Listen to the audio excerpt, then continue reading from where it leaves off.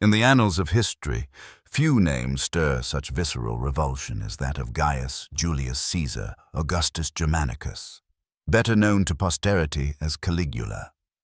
What began as Rome's shining hope in 37 CE descended into a nightmare that scarred the empire's memory for generations. The young emperor, who once promised renewal and prosperity, transformed into a figure of monstrous depravity, turning the imperial palace into a stage of systematic humiliation that still makes even the most hardened historians pause in disbelief. The transformation was as abrupt as it was shocking. Where once stood a beloved prince who reduced taxes and freed political prisoners, there emerged a tyrant who viewed human dignity as nothing more than fuel for his twisted appetites.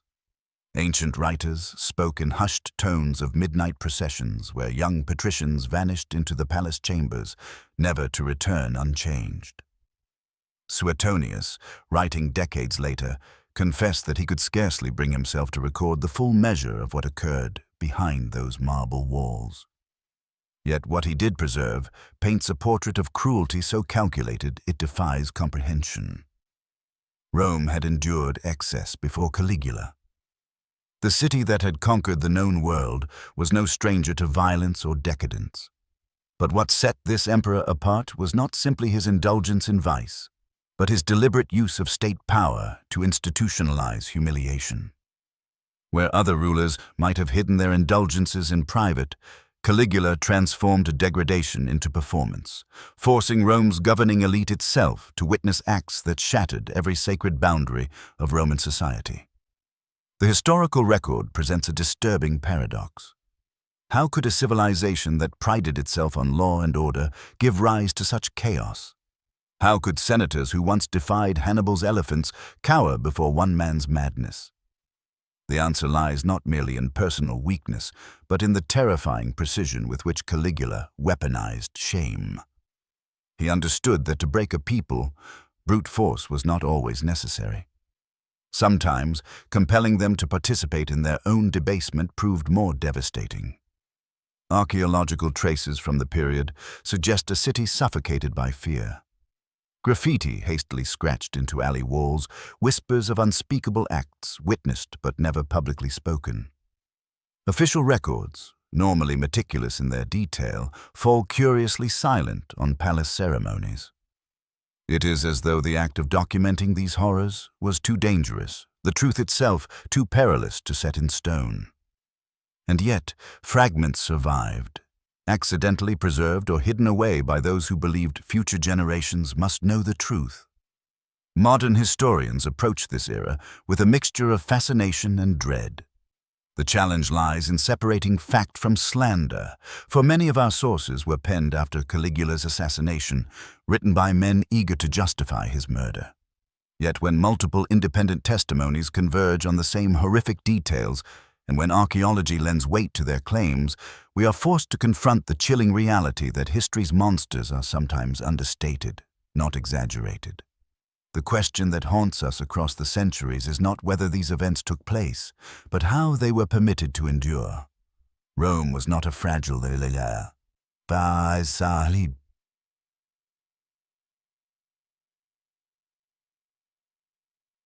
It was the capital of an empire with legions at its command. And yet, for 4 long years between 37 and 41 CE, the most powerful men in the known world submitted to degradations that under any other circumstances would have been unthinkable. This points to something deeper than fear of execution. It reveals the paralysis that systematic abuse can inflict upon an entire society. As we explore this dark chapter of human history, we must remember that it is not for the sake of sensationalism. The victims of Caligula's reign were real people, men, women, children, whose suffering echoes across 2 millennia. Their stories deserve to be told with honesty and solemnity, acknowledging the full horror while never forgetting their humanity. This documentary will follow the descent from hope into horror, showing how absolute power corrupted absolutely and transformed a promising young ruler into one of history's most notorious predators. We will examine not only what happened, but why it was permitted to happen, and what warnings this grim chapter still holds for our own world. For when we understand how civilizations fail to protect their most vulnerable, we better prepare ourselves to prevent such failures again. The story that follows will not be easy. It includes accounts of systematic sexual exploitation, forced incest, and the collapse of boundaries once considered sacred to Roman life. But precisely because these stories disturb us, they demand to be told. History's darkest chapters often contain its most urgent lessons, and Caligula's reign remains an eternal warning about the dangers of unchecked authority and a society complicit in evil. To understand the horror that followed, we must first understand the hope that came before. When Caligula ascended to the throne on March 18, 37 CE, Rome erupted with joy. The son of the beloved general Germanicus, raised among the legions who affectionately nicknamed him Little Boots, seemed to embody everything the Romans longed for in a leader. Young, charismatic, and apparently devoted to the people, he appeared to be the antidote to the paranoid final years of Tiberius. The early months of his rule seemed to confirm this promise. Caligula recalled exiles, burned the secret files Tiberius had hoarded against Rome's elites, and rewarded the military with generous bonuses. He reduced taxes and staged magnificent games that delighted the crowds. Contemporary accounts speak of a leader who walked among his citizens, who listened to their voices, who seemed genuinely determined to be a new kind of emperor. And yet, even in these heady days, there were warning signs. Caligula's devotion to his sisters, especially Drusilla, far exceeded ordinary sibling affection. He insisted that they be granted honors reserved only for the emperor, and his public displays unsettled even Rome's jaded courtiers. When foreign envoys visited, he paraded his sisters before them as though they were prizes, his gaze lingering too long, his gestures uncomfortably intimate. The true transformation began in October of 37 CE, when Caligula fell gravely ill. For weeks, the empire held its breath as its young emperor hovered between life and death. Temples overflowed with prayers, sacrifices were offered, and some desperate citizens vowed to surrender their own lives if the gods would spare him. When Caligula at last recovered, Rome celebrated. But the man who rose from that sickbed was not the same as the one who had entered it. Ancient sources differ on the cause. Some suggest inflammation of the brain that left permanent damage. Others whisper of visions and voices that convinced him of his divine nature.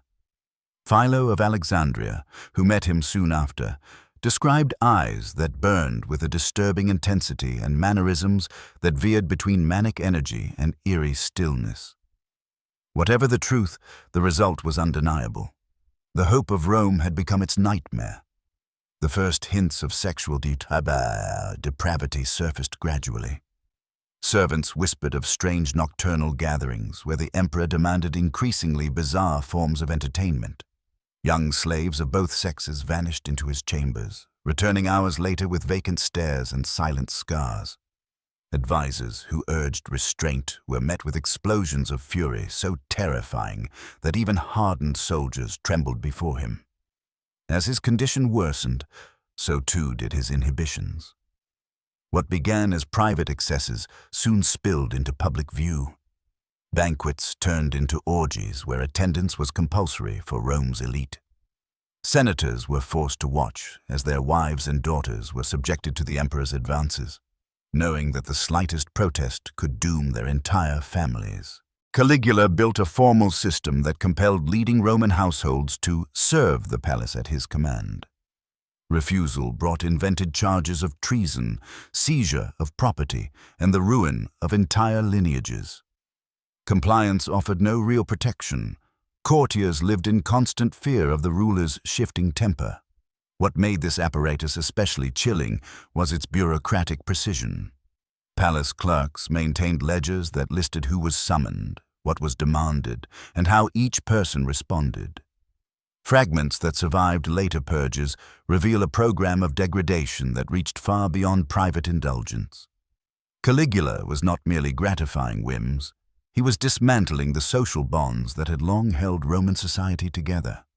Orders were written in the same detached tone used for taxes or military logistics.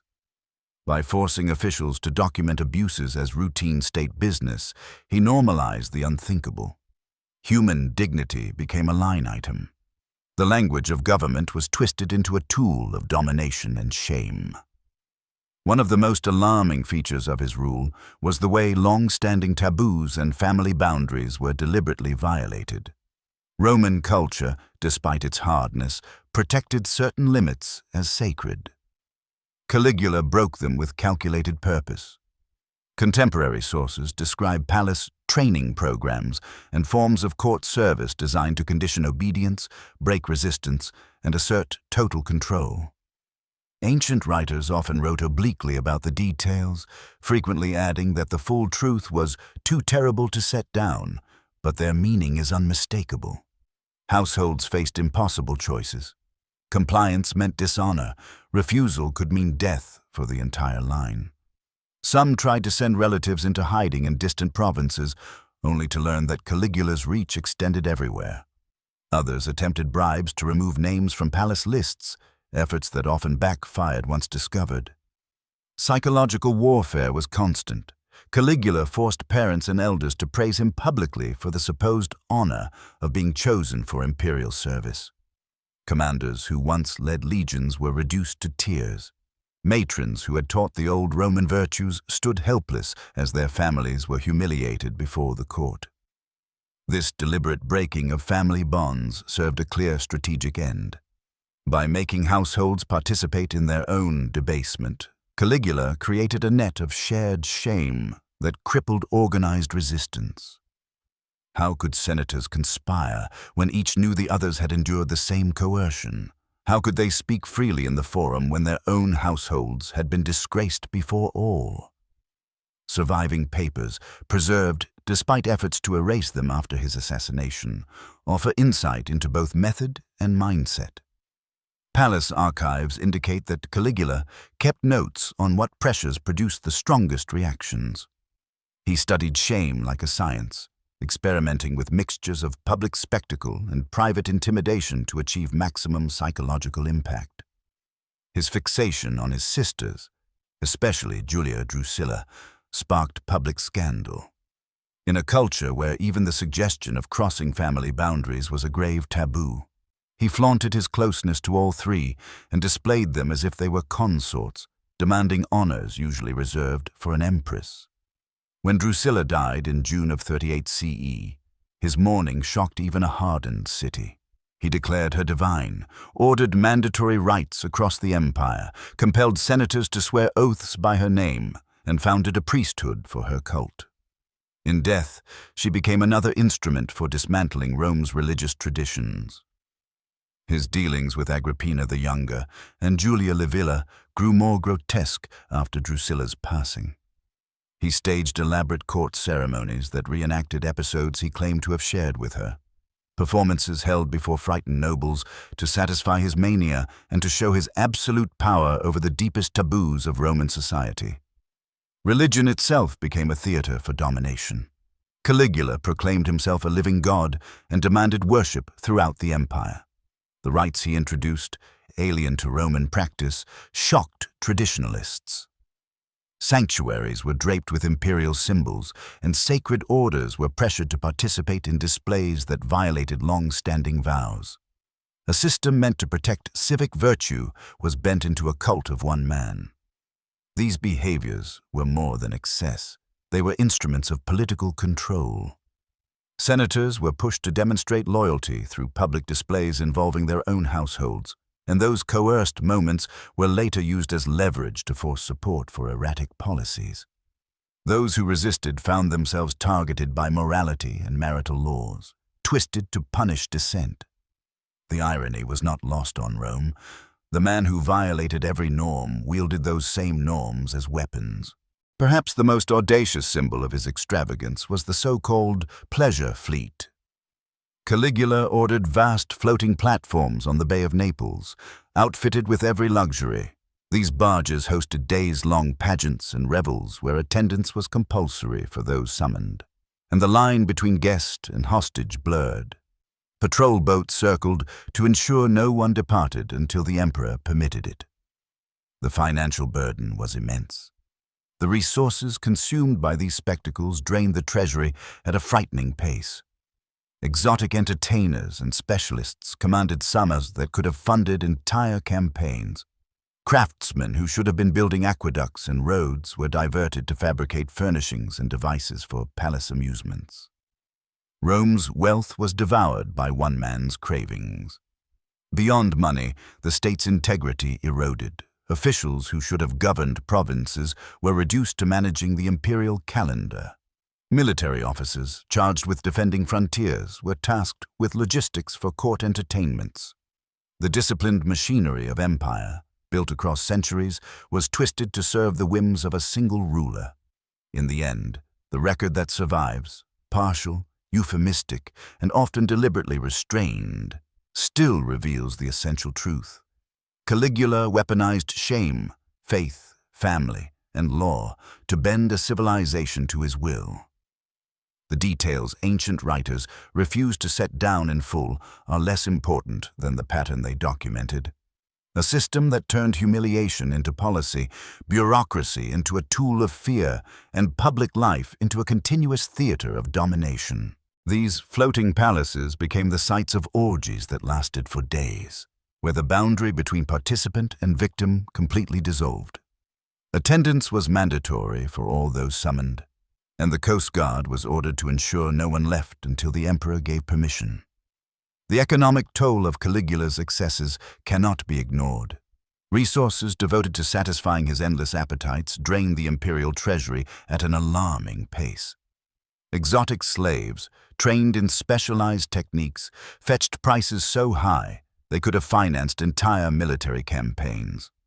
Craftsmen who might have been constructing aqueducts or fortifications were instead occupied with producing elaborate devices and furniture for the emperor's pleasure chambers. Rome's wealth was being devoured by one man's insatiable lust. But the costs extended beyond money. The corruption of Rome's administrative systems introduced inefficiencies that would plague the empire for generations. Officials who should have been managing provinces now managed the emperor's sexual calendar. Military officers who should have been defending frontiers were instead tasked with procuring victims for imperial orgies. The machinery of empire, built over centuries of discipline and expansion, was being refitted to serve the perversions of a single man. The international consequences of Caligula's behavior reached far beyond Rome's borders. Foreign ambassadors returned to their courts with shocking reports of what they had witnessed in the imperial palace. Some kingdoms began to question whether alliance with Rome was worth the risk of exposing their nobles to such degradation. Others saw opportunity in Rome's distraction, preparing invasions or rebellions while the emperor indulged himself. One especially damaging incident involved a delegation from Parthia, Rome's great eastern rival. The ambassadors were invited to a banquet where Caligula forced Roman matrons to serve naked and perform sexual acts with slaves as entertainment. When the stunned Parthians protested this grotesque breach of diplomatic protocol, Caligula threatened to have them castrated and sent back as a gift to their king. The incident nearly provoked a war that Rome, distracted and disorganized, was ill-prepared to fight. The treatment of provincial subjects under Caligula reflected the same patterns of exploitation seen in the capital. Governors appointed by him understood their survival depended on catering to his desires during his travels. They scoured their territories for the most attractive young men and women to present as tribute. Those who failed to provide satisfactory offerings were recalled and executed on trumped-up charges. In one notorious case from Syria, an entire village was emptied of its youth when Caligula announced a visit. Parents who tried to hide their children were crucified along the roads as a warning. The governor, eager to impress, established collection points where families were forced to present their children for inspection. Those selected were sent to camps to be prepared for the emperor. Many never returned. Even Rome's military, the backbone of its power, was not immune to corruption. Caligula would visit legionary camps and demand that soldiers present their youngest and most attractive recruits for his pleasure. Discipline, once the core of Rome's military strength, collapsed when soldiers watched their officers barter away their comrades to preserve imperial favor. Some units nearly mutinied as men refused to see their brothers in arms sacrificed to debauchery. The Praetorian Guard, entrusted with protecting the emperor, found themselves in the most humiliating position of all. These elite soldiers were ordered to stand watch, while Caligula engaged in acts that violated every oath they had sworn to uphold. Some later admitted that their greatest torment was not fear of battle, but the daily task of witnessing the systematic degradation of citizens they were sworn to defend. The psychological toll on those forced to endure or even witness Caligula's excesses was devastating. Physicians of the era documented unprecedented levels of what they called melancholia among the noble classes. Suicide rates rose sharply as men and women chose death rather than another summons to the palace. Entire families sometimes took poison together rather than submit. Rome's social fabric was not merely strained, it was shredded. Women bore a particularly brutal burden. Matrons, raised to embody dignity and virtue, were reduced to objects of the emperor's amusement. Those who resisted lost not only their own lives, but often the lives of their families. To survive, many adopted desperate strategies, disfiguring themselves, feigning illness, or hiding in hopes of avoiding the emperor's notice. A few women, already degraded to the point of no further interest, created secret networks to protect others. These networks, operating in constant danger, warned families when names appeared on palace lists, smuggled young women out of Rome, and sheltered those who survived imperial service. In an otherwise bleak era, such acts of defiance were among the few glimmers of humanity. Children subjected to Caligula's so-called training programs carried scars for life.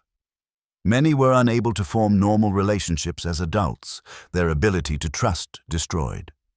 Some, tragically, repeated the cycle of abuse, inflicting on others the violence they had endured. Others withdrew from society entirely, living as recluses to avoid human contact that might trigger painful memories. Though medicine of the era had little grasp of trauma, records describe symptoms recognizable today as severe PTSD. Victims unable to sleep without nightmares. Survivors who panicked at the slightest touch. Others who dissociated, retreating inward during moments of intimacy. Caligula had created a generation of broken souls, whose suffering lasted long after his reign ended. Religious leaders faced their own torment as sacred institutions were desecrated. Priests who had devoted lifetimes to the gods were forced to participate in ceremonies that mocked their traditions. Some chose martyrdom rather than submission.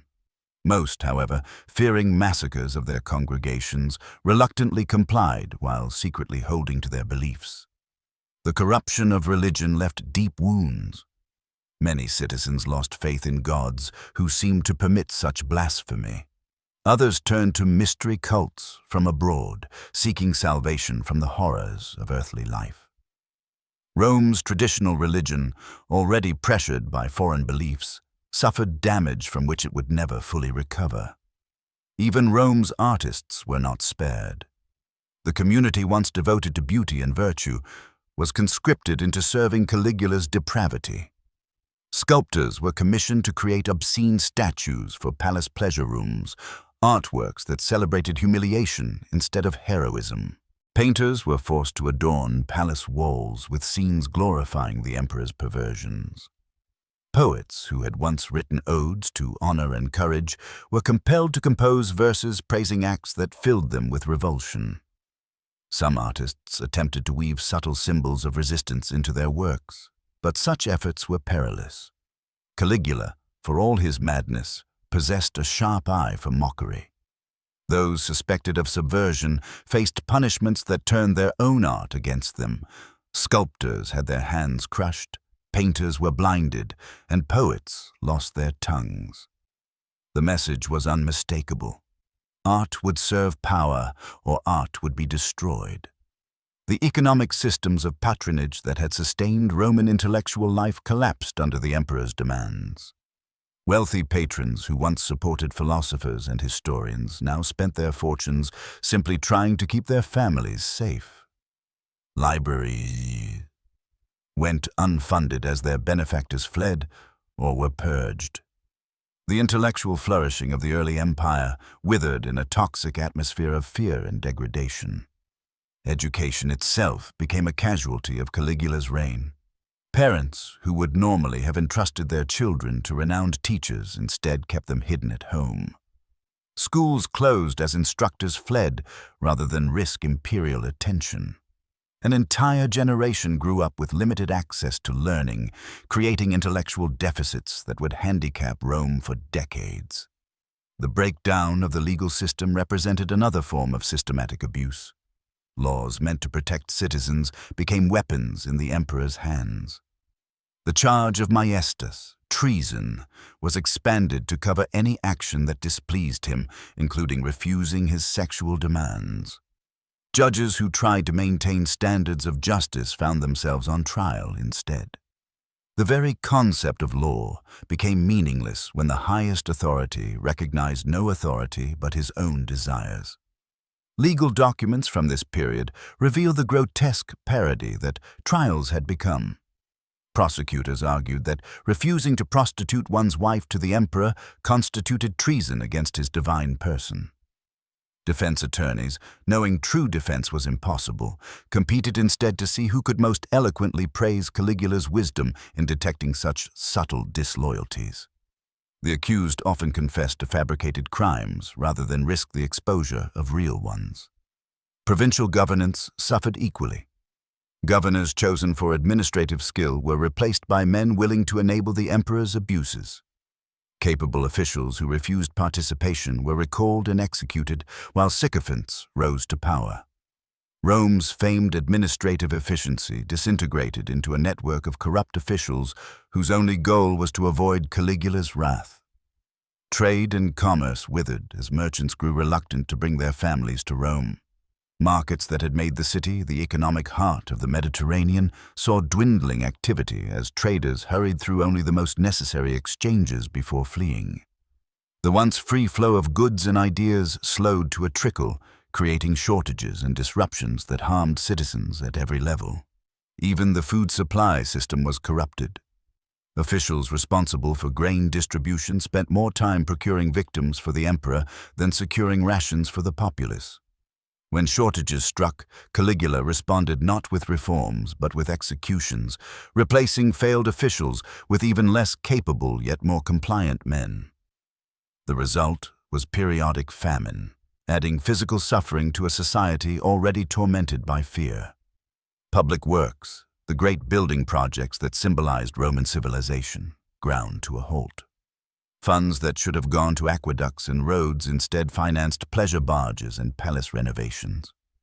Engineers and architects, who should have been designing bridges and fortifications, were forced to construct torture devices and sexual dungeons. The physical decay of Rome's infrastructure became a visible reflection of its moral collapse. The final phase of Caligula's reign escalated horrors to new extremes. No longer content with private depravity, he staged public spectacles combining sex and violence in ways that traumatized entire audiences. The arena, already a place of bloodshed, became a theater of degradation so vile that even hardened gladiators wept. Citizens were compelled to attend, and absence was punished as severely as treason. One particularly horrific innovation was what Caligula called educational performances. Children were forced to watch sexual acts before being compelled to participate themselves. Parents who tried to shield their children or remove them from the arena were executed on the spot. The psychological warfare was deliberate. By making families witness and share in each other's humiliation, he created trauma bonds that would persist long after his death. The breaking point came when Caligula announced plans to move the capital to Alexandria, where he believed he would be properly worshipped as a living god. This would have meant abandoning Rome to chaos while establishing an even more elaborate court devoted solely to his pleasures. The prospect of the empire fragmenting while its emperor pursued fantasies of divinity finally forced those with power to act. The conspiracy that ended Caligula's life on January 24, 41 CE, brought together unlikely allies, members of the Praetorian Guard, senators, and palace officials who had suffered years of humiliation. That such rival groups united testifies to the universal recognition that the empire could not endure further. Even those who had profited from corruption saw that continuation meant collapse. The assassination itself was brutal and decisive. Caligula was stabbed 30 times by conspirators determined to ensure he could not survive as Julius Caesar once had.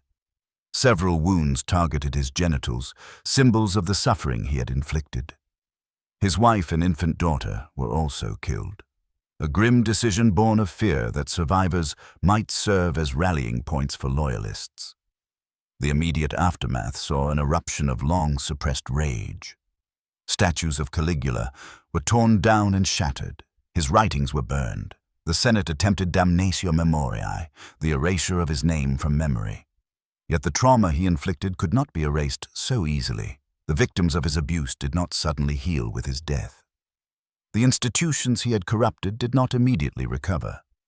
The succession of his uncle Claudius brought a desperate attempt at normalcy, but the new emperor inherited a society traumatized and institutions hollowed by corruption.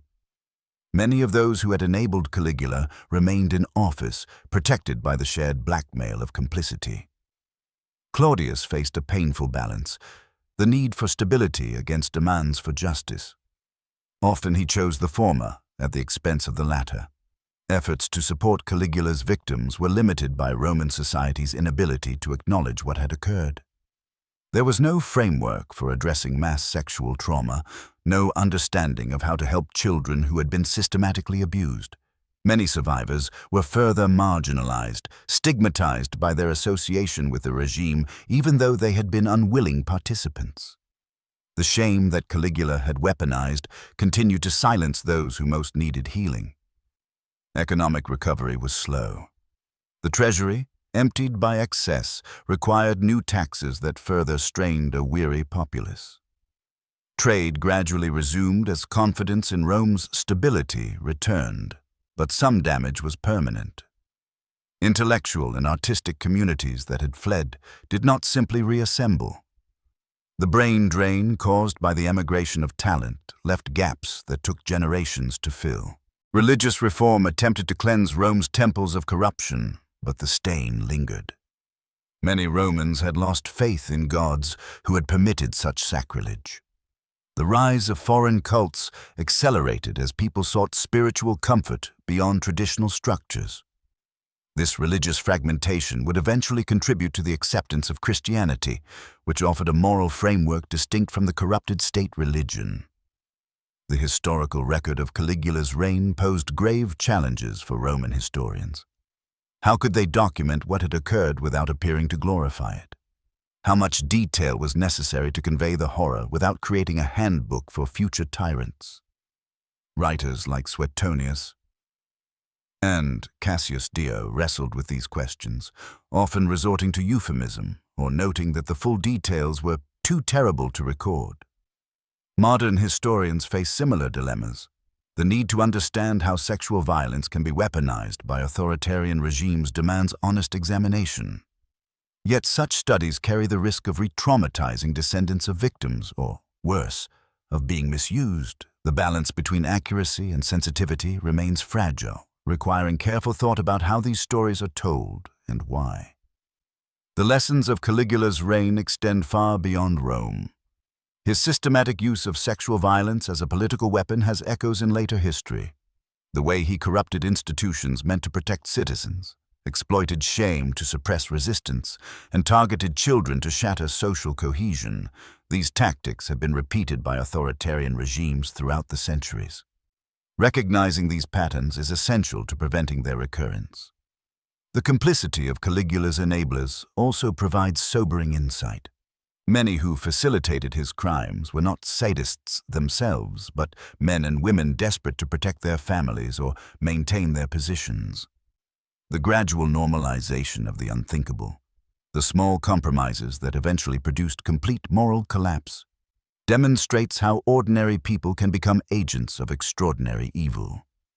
This uncomfortable truth remains relevant to modern discussions of institutional abuse. The role of documentation in both perpetrating and exposing abuse is particularly striking. Caligula's meticulous records bureaucratized horror, making it appear official and therefore legitimate. Yet these same records, preserved despite attempts at erasure, became vital evidence of his crimes. This paradox, documentation as both a tool of oppression and a means of bearing witness, remains central to human rights work today. The intergenerational trauma caused by Caligula's reign rippled through Roman society for decades. Children who endured or witnessed abuse grew into adults who struggled with intimacy, trust, and authority. Some repeated cycles of abuse, while others devoted their lives to ensuring such horrors never returned. The varied paths of survivors remind us there is no single way to heal, either for individuals or for societies. The question of justice after such atrocities remains painfully complicated. Many of Caligula's enablers escaped punishment, shielded by political necessity or mutual complicity. Victims often discovered that seeking justice meant reliving their trauma in public forums, unequipped to handle it. The inability of traditional systems to address mass trauma remains a challenge even for modern societies. The psychological profiles that emerge from Caligula and his inner circle reveal how sexual predators operate when granted unlimited power. The escalation of behaviors, the need for ever greater stimulation, the deliberate use of humiliation as control. These patterns recur across eras and cultures. Recognizing them is crucial in preventing such figures from ever again rising unchecked. The strategies of resistance, though rarely successful, illustrate the importance of maintaining moral clarity even in hopeless circumstances. Secret networks shielded potential victims, artists embedded veiled criticisms in their work, and officials quietly sabotaged the worst abuses. These acts of courage, however small, preserved fragments of humanity in an otherwise inhuman age. They remind us that resistance is possible, even under crushing oppression. The role of bystanders in Caligula's system raises uncomfortable moral questions. Many Romans who neither directly participated in nor suffered from the emperor's excesses still benefited from proximity to power. Their silence, born of fear or self-interest, enabled the machinery of abuse to continue.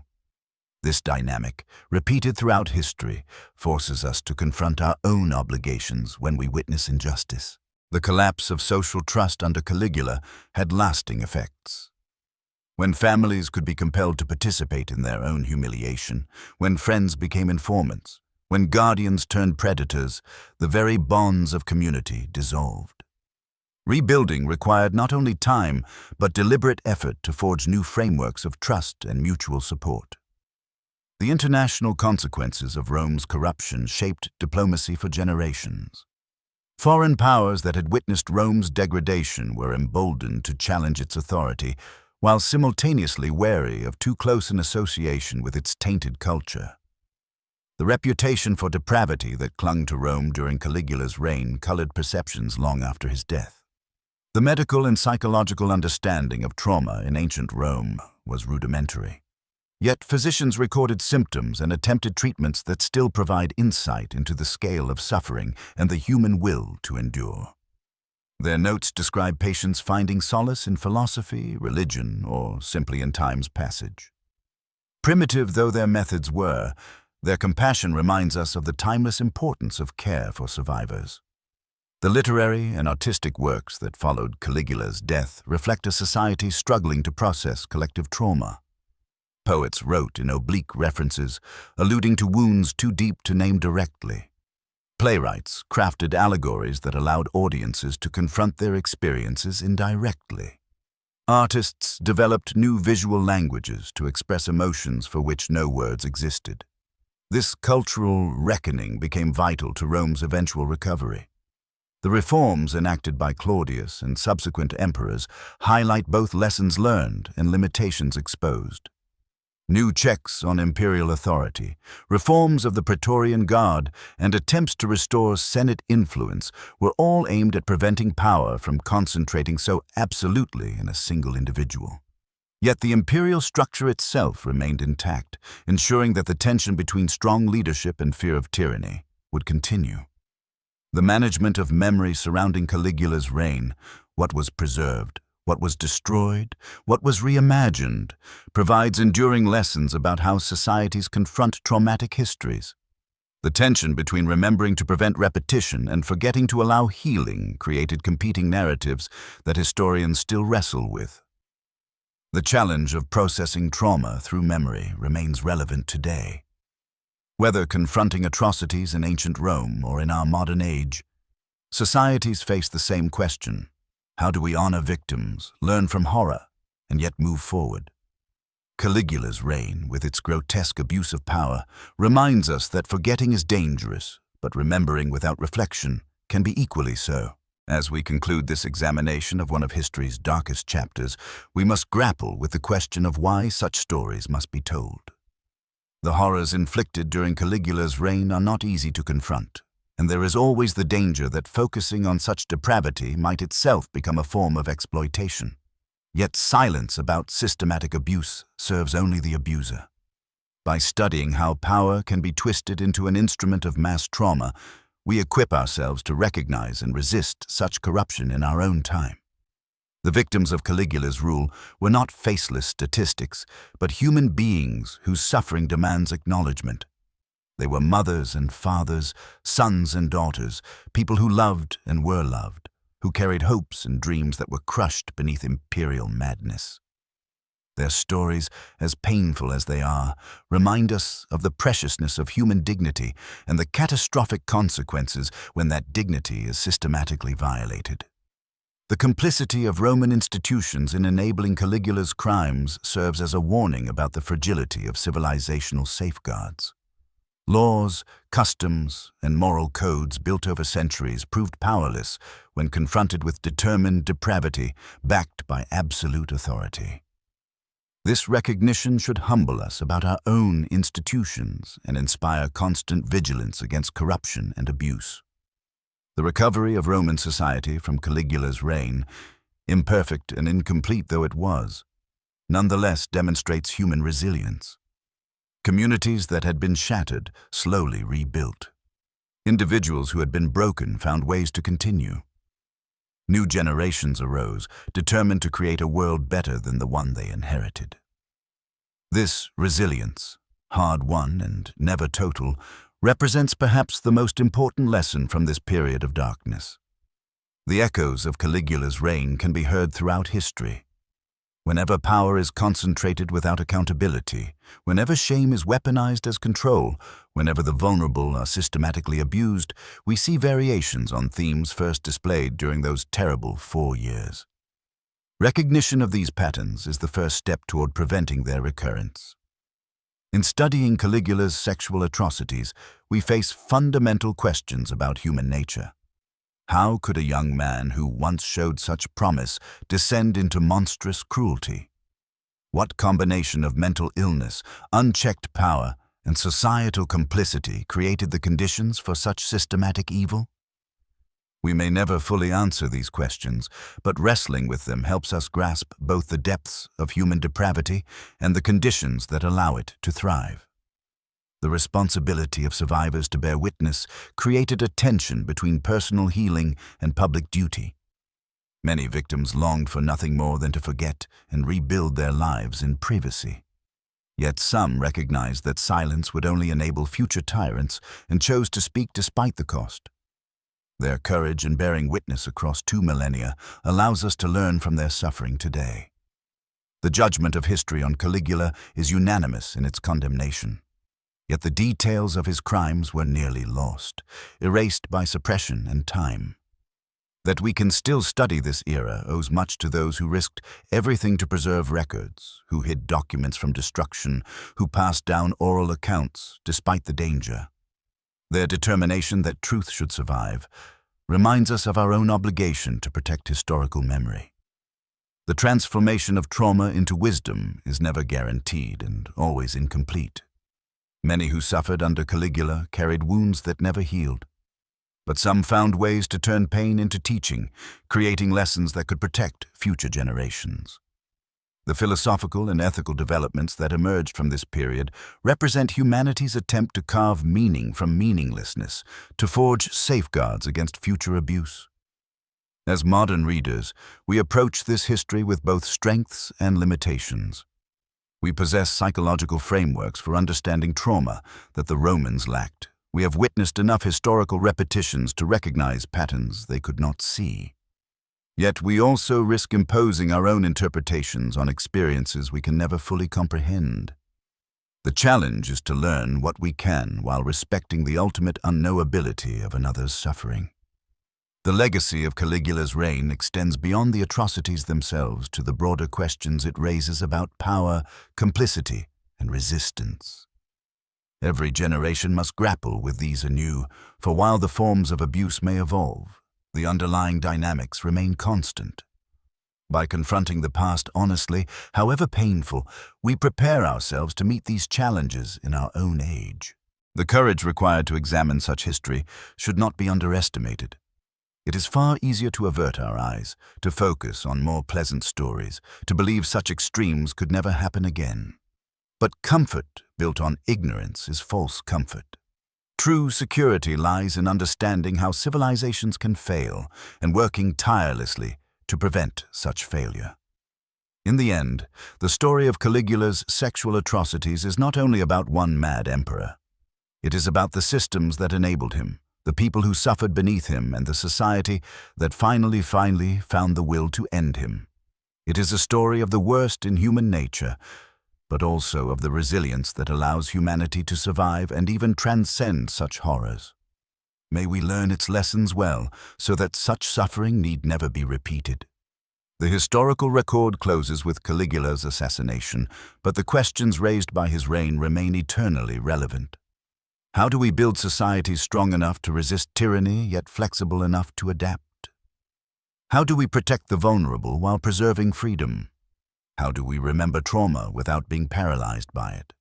These challenges, first faced by Romans 2,000 years ago, continue to define humanity's struggle for dignity and justice. As we step back from this grim chapter, we carry with us not only knowledge of horrors, but also admiration for those who resisted, survived, and rebuilt. Their example reminds us that even in the darkest times, human dignity can endure. The light may dim to a flicker, but it need never be extinguished. In honoring their memory and learning from their suffering, we commit ourselves to guarding that light for future generations.